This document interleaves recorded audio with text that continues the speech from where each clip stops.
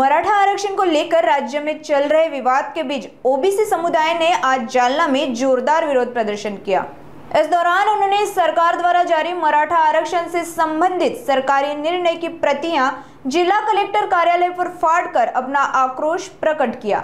बड़ी संख्या में पहुंचे कार्यकर्ताओं ने जिला अधिकारी के केबिन के बाहर नारेबाजी करते हुए सरकार और प्रशासन के खिलाफ आक्रोश जताया। खरं तर जिल्हाधिकारी यांचं भावना राज्य शासनापर्यंत पोहोचवण्याचं काम असतं। आज आमच्या ह्या प्राथमिक स्वरूपामध्ये आज आम्ही जालना जिल्हाधिकारी अमिषा मित्तल यांना निवेदन दिलेलं आहे। खरं तर ओबीसी समाजाच्या भावना अतिशय तीव्र झाल्यात, कारण की ज्या राज्य सरकारच्या प्रमुखांनी गेल्या 8 दिवसापासून सांगितलं ओबीसी आमचा डीएनए अनेक दिवसापासून म्हणत आले आणि गेल्या 8 दिवसापासून सांगतात ओबीसीच्या आरक्षणाला आम्ही धक्का न लावता आम्ही मराठ्यांना वेगळं आरक्षण देऊ, परंतु ओबीसीला धक्का नाही, ओबीसीच्या पाठीत लाद घातलेली आहे आणि ओबीसी समाजाने आता जागं झालं पाहिजे। आपण कुणावर विश्वास ठेवायला लागलोय हे सुद्धा याचं भान ठेवलं पाहिजे, कारण आजपर्यंत देवेंद्र फडणवीस यांच्यावर ओबीसी समाजाने विश्वास ठेवला। वारंवार त्यांनी सांगितलं ओबीसी आमचा डीएनए, ओबीसीची भाषा करतोय म्हणून मला टार्गेट केलं जातं। म्हणजे तुम्ही ओबीसींना गोड बोलता आणि ओबीसींच्या विरोधात निर्णय घेण्याचं काम केलंय। जो तिसऱ्या क्रमांकाचा जो मुद्दा आहे